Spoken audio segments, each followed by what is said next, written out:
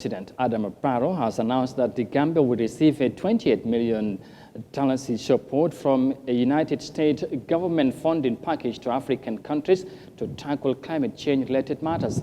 Upon his return from the 77th United Nations General Assembly in New York, Mr. Barrow told journalists that the funding will come from a $600 billion package that U.S. will be providing to Africa.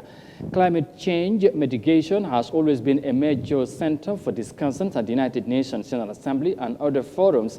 In the Gambia, effects of climate change, including heavy flooding, have caused the lives and livelihood of many people and families. Yahya Jammeh tells us more of that in this report. Water is becoming more scarce in many countries.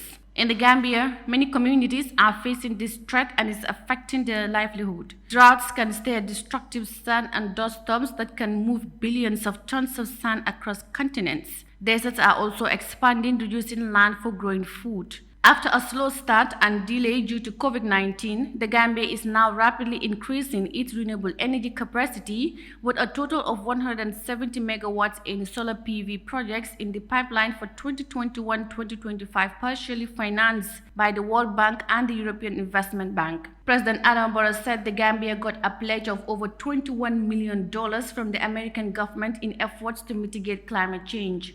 There was a pledge by the American government, a pledge over $600 billion. We believe that Gambia will access part of it. I think there is already a pledge of $28 million for the Gambia, $28 million.